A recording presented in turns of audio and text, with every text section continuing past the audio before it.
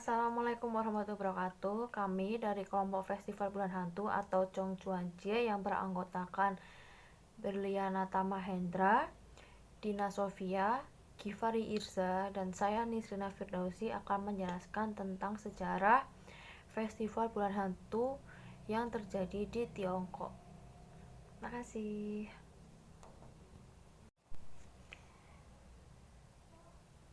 Jadi, di sini saya akan menjelaskan apa sih yang terjadi pada Festival Bulan Hantu atau dalam bahasa Mandarin kita sebut dengan Chongchuanjie.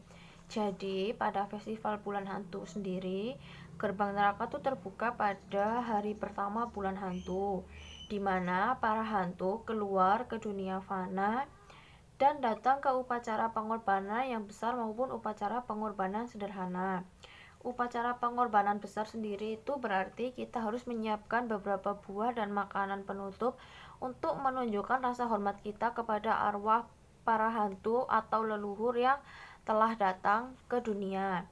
Untuk tempat umum sendiri, gerbang neraka terbuka pada hari kedua bulan hantu. Sedangkan pada zaman kuno dahulu, toko-toko dan kantor pemerintah mengadakan upacara pengorbanan satu hari setelah upacara pengorbanan di rumah pribadi. Hal ini dilakukan demi keselamatan dan tidak adanya kasus misterius yang terjadi selama Festival Bulan Hantu. Jadi, di sini saya akan menjelaskan secara garis besar apa sih Festival Bulan Hantu itu atau dalam bahasa Mandarin disebut dengan Festival Chongchuan. Jadi, Festival Bulan Hantu sendiri itu jatuh pada hari ke-15 di bulan ke-7. Selama bulan 7 dipercayai banyak hantu dan roh-roh jahat yang berkeliaran di bumi datang untuk mencari makan sehingga kita dianjurkan untuk menyambut mereka. Umumnya juga pada hari pertama di bulan 7 biasanya nenek moyang akan dihormati dengan cara menaruh foto mereka di atas meja dan keluarganya akan melakukan sembahyang. Mereka juga melakukan persembahan makanan yang disajikan di atas piring, diletakkan di meja yang biasanya digunakan untuk membakar uang dan dupa. Pada saat hari H di bulan 7, saat dimana gerbang neraka akan ditutup, masyarakat akan merayakan dengan membakar lebih banyak uang-uang kertas dan pakaian agar para hantu dapat memakainya di sana. Para arwah sendiri juga dibekali dengan uang yang mereka butuhkan sepanjang bulan ini agar tidak merasa kekurangan saat di akhirat. Sebagian orang juga ikut berpesta pada hari tersebut. Makanan akan disajikan di atas meja dan mereka juga akan menyediakan kursi kosong untuk leluhur mereka yang akan datang.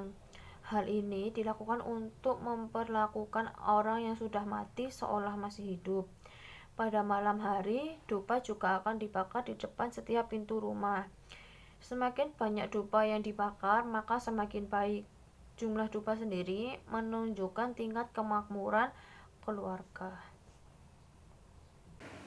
Assalamualaikum warahmatullahi wabarakatuh. Perkenalkan, nama saya Berliana Tamahendra, nomor absen 6. Di sini saya akan mempresentasikan tugas Mandarin, yaitu Festival Bulan Hantu. Asal-usul Bulan Hantu. Asal-usul Festival Bulan Hantu lapar dan Bulan Hantu di Tiongkok tidaklah diketahui secara pasti. Kebudayaan yang berada di Asia, mulai dari India, Malaysia, Kamboja, Thailand, hingga ke Jepang, memiliki kesamaan kepercayaan mengenai bulan hantu tersebut. Dan tradisi ini pun sepertinya telah lama ada sebelum Buddha. Banyak kepercayaan rakyat kuno yang berkembang meliputi seluruh wilayah ini. Di Cina, Festival Bulan Hantu adalah salah satu dari beberapa perayaan tradisi persembahyangan kepada leluhur. Dalam tradisi Cina, Festival Zhongyuanjie atau Festival Hantu Lapar atau Yulan Pen Festival disebut juga sebagai Festival Pertengahan Tahun, dirayakan pada tanggal 15 bulan 7 penanggalan Imlek, sehingga disebut juga Yiwepan. Oleh karena itu, 4 festival sangat mirip. Maka Songyuan Festival dan upacara Ulambana versi agama Buddha Mahayana sering diadakan dalam waktu yang bersamaan, dan untuk Buddha Theravada memakai istilah Patidana yang memiliki pengertian agak berbeda karena waktu tidak harus pas bulan ke-7 Imlek. Setelah itu biasa diadakan sembahyang Ranghoping. Festival lainnya yang ada di negara ini meliputi Festival Lentera, Tahun Baru Cina, Festival Perahu Naga, Festival Kasih Sayang, dan Festival Musim Gugur.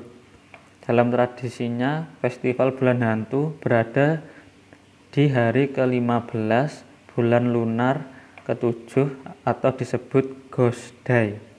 Beberapa kepercayaan rakyat kuno tercakup dalam ajaran Taoisme, agama asli di Tiongkok.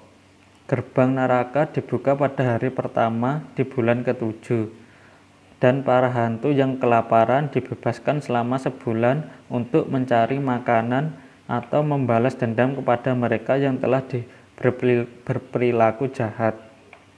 Cerita lainnya menyebutkan bahwa Raja Yama Yanwong, atau di Indonesia lebih dikenal sebutan Hokian, sebagai Giamloong Yanluang, membuka gerbang neraka dan mengizinkan para arwah liar untuk menikmati persembahan di hari pertama bulan ke-7 penanggalan lunar.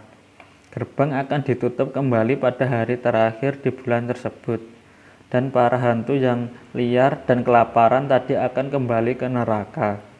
Sementara itu, pengikut Tao percaya bahwa pada tanggal ke-15 dari bulan ke-7 adalah ulang tahun Dewa Neraka, yaitu Ti Chang Wang Posat.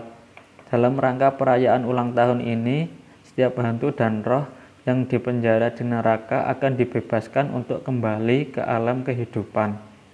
Pada bulan hantu ini, almarhum diyakini keluar untuk mengunjungi orang yang masih hidup. Demi keselamatan hantu dan manusia, lahirlah festival bulan hantu di Cina yang memiliki tradisi menyembah roh di bulan ke-7 di penanggalan Imlek. Sejak zaman kuno di Tiongkok, orang akan memberikan persembahan pada hari pertama, kedua, ke-15, dan terakhir pada bulan hantu. Nama saya Dina Sofia, absen 10. Jadi di sini saya akan menjelaskan tentang adanya pengapungan lentera pada saat festival bulan hantu ini. Di beberapa tempat pada hari festival, beberapa keluarga yang hidup itu akan mengapungkan lentera atau lampion yang sudah dituliskan nama-nama leluhur mereka dan dihanyutkan di sungai untuk mengingat mereka yang sudah meninggal. Nah, menurut tradisi Cina, para hantu ini nantinya akan pergi mengikuti lampion yang sudah mengapung di sungai tadi. Biasanya orang-orang akan mengapungkan papan kayu dan kertas warna-warni untuk membuat segala macam lampion dengan lilin yang menyala di tengahnya. Nah, para pengusaha ini biasanya bekerja sama untuk membuat sebuah perahu yang biasanya disebut dengan tafabut untuk mengangkut atau mengumpulkan semua lampion-lampion yang telah dibuat. Si tafabut yang telah dibuat tadi ini digunakan untuk mengangkut semua hantu ke tempat asal mereka.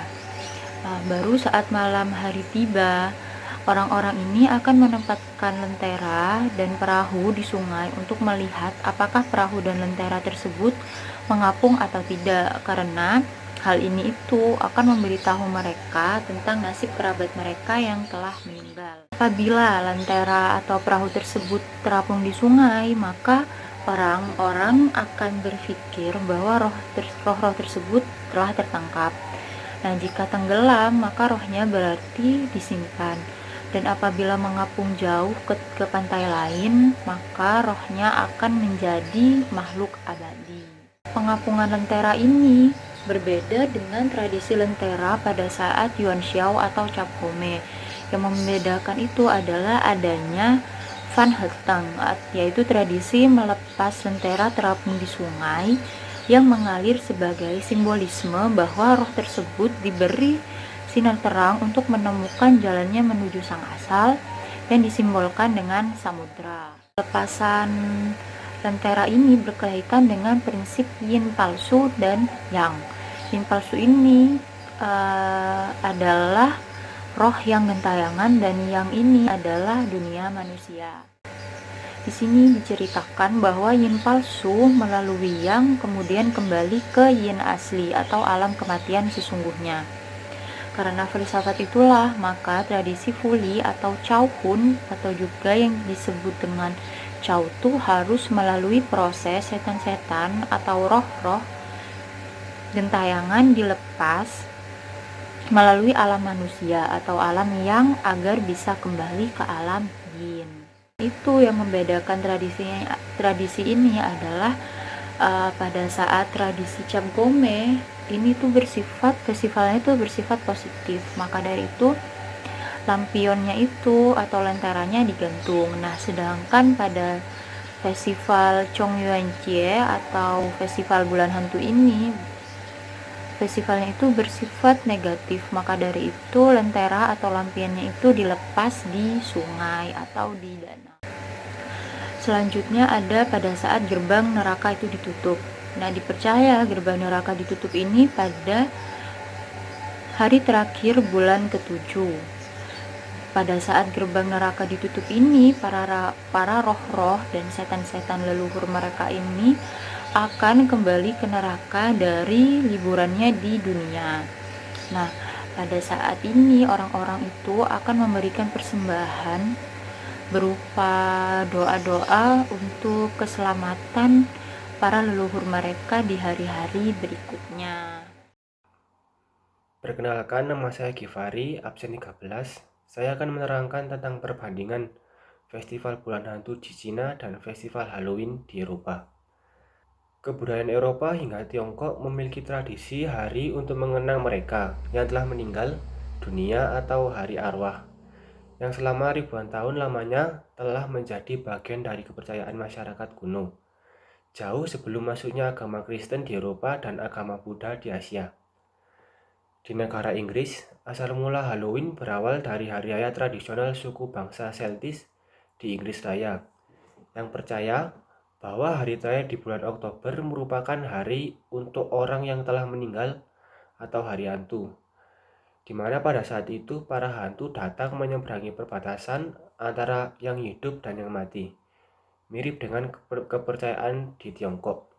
Sementara masyarakat Tiongkok percaya bahwa hari-hari sepanjang bulan hantu pada bulan ke-7 kalender Cina, terutama pada malam bulan purnama, lebih dari sekedar jembatan perbatasan antara yang hidup dan yang mati. Oleh sebab itu, perlu diwaspadai dengan membuat penghormatan khusus kepada masyarakat yang telah meninggal.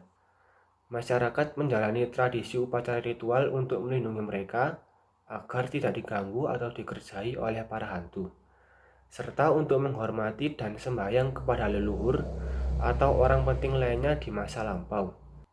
Dipercaya bahwa arwah dari orang yang telah meninggal dapat menolong dan melindungi mereka. Selanjutnya, pantangan saat bulan hantu. Yang pertama, larangan bersandar di tembok. Jangan lakukan hal ini di bulan kematian, karena masyarakat percaya para hantu suka bersandar di tembok. Hal ini dikarenakan tembok memiliki suasana dingin dan lembab. Lalu yang kedua, larangan menoleh ke belakang di malam hari. Fajar, fajar, fajar. Ketika Anda berjalan di tempat terpencil atau yang jarang penduduknya, Anda merasa sayup-sayup seperti ada yang memanggil. Jangan langsung menoleh kembali bila menemui hal ini, karena bisa jadi itu adalah panggilan dari alam lain. Yang ketiga, larangan mengambil atau memungut uang di pinggir jalan. Waduh, poso-poso nomor 2 cocok ini. Uang-uang yang tidak jelas sumbernya ini konon katanya digunakan untuk menyuap utusan Raja Neraka, yakni dua sosok hantu bermuka kuda dan sapi, Jadi jika Anda mengganggu sesuatu milik mereka, tampaknya Anda harus lebih mengencangkan kulit. Lalu, larangan bersiul di malam hari.